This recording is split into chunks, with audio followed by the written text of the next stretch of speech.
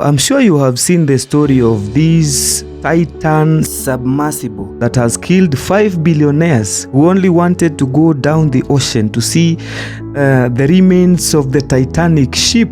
So the world has been left wondering, how would billionaires risk their lives to go down the ocean, knowing very well that they are going to risk their lives just to see the famous Titanic ship on a screen?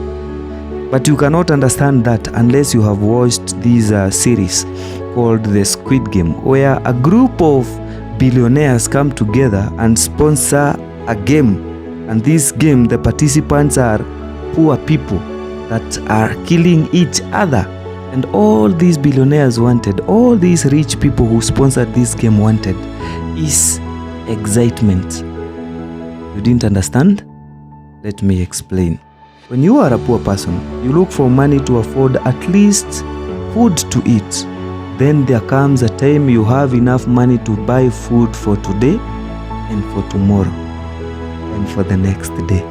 So when you have enough food, you now start to think about how you can wear good clothes. And with time you are able to afford good food and good clothes.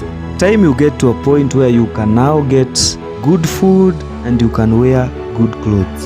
So you start thinking about shelter. So you build yourself a good house and you get to a point where you have a good house, you can wear good clothes and you can eat good food. From that point you continue accumulating more money. You have good shelter, you can afford good food and you can wear good clothes. So you start thinking about luxury. So you start looking for a car. With time you get an aeroplane, and with time you can wear any clothes that is on fashion. You can afford any food provided it is of good quality, and you can afford any car as long as it will make you happy. Now remember, you don't stop working, you still continue working, and the more you work, the more you accumulate more money, and the more you accumulate more wealth. Now imagine you have everything. You have good food, you can get it anywhere, anytime you want. You have good car, good aeroplane, you can travel anywhere you want. You have good clothes and you can afford any clothes on fashion that you want. What else do you need? You can't sit down, you can't stop working, but you still have money and you are still accumulating more money. What do you do with the money? Some people will say you will go around helping the poor. Some people will say you will just sit down and wait for your death. At that time, if you watch Squid Game, you stop focusing on material things that you can afford easily. And now you start investing on your emotions, excitement, things that excite your emotions. Like the rich people in Squid Game enjoyed seeing people dying just to get money.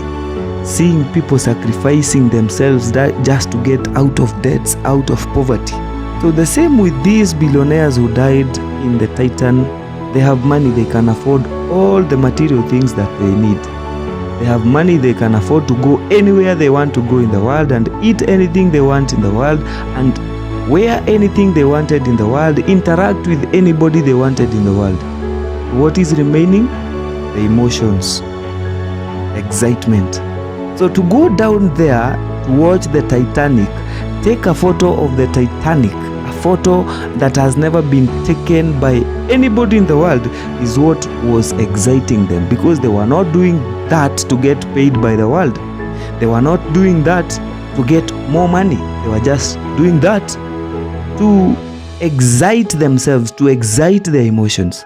The same way some billionaires run for political positions so that the poor people in their country can worship them, so that they can control the people in that country.